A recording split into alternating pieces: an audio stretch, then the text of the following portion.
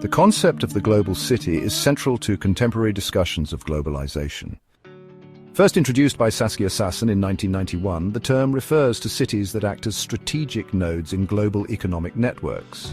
These cities are not just large urban centers, but are characterized by their influence on global financial markets, transnational businesses, advanced producer services, and knowledge-based economies. This chapter explores the defining attributes of a global city and how these cities act as key drivers of globalization, shaping economic, political, and cultural interactions on a global scale. Global cities have distinct characteristics that set them apart from other urban areas. According to Sassen in 1991 and Korlik-Peisker in 2014, these defining features include command and control functions in the global economy. Global cities coordinate and manage global financial markets, multinational corporations, and international trade networks. Examples include New York, London, and Tokyo, which house major stock exchanges and financial institutions. Specialized services and knowledge-based industries. These cities concentrate advanced producer services, including finance, law, marketing, and consulting. The symbolic economy, a term used by Sharon Zukin, highlights how global cities benefit from intangible products like information, culture, and financial instruments. Agglomeration economies and business networks. Firms in global cities cluster together to take advantage of shared knowledge, skilled labor, and infrastructure. This is seen in Silicon Valley, where tech companies benefit from a concentrated pool of expertise. Connectivity and transportation hubs. Global cities act as key nodes in air transport, digital communication, and logistics networks. Cities like Dubai and Singapore serve as critical gateways for global trade and travel. Socioeconomic polarization and migration.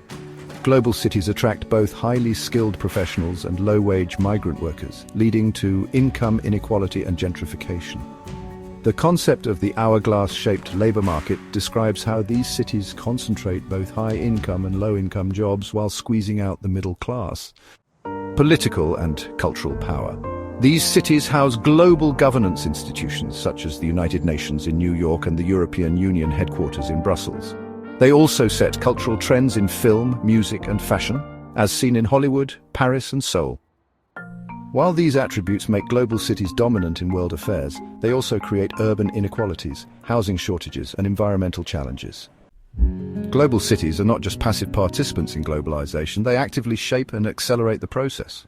No.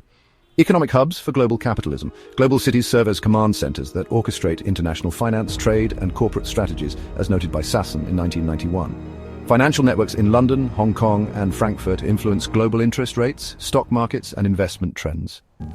Transnational migration and labor markets.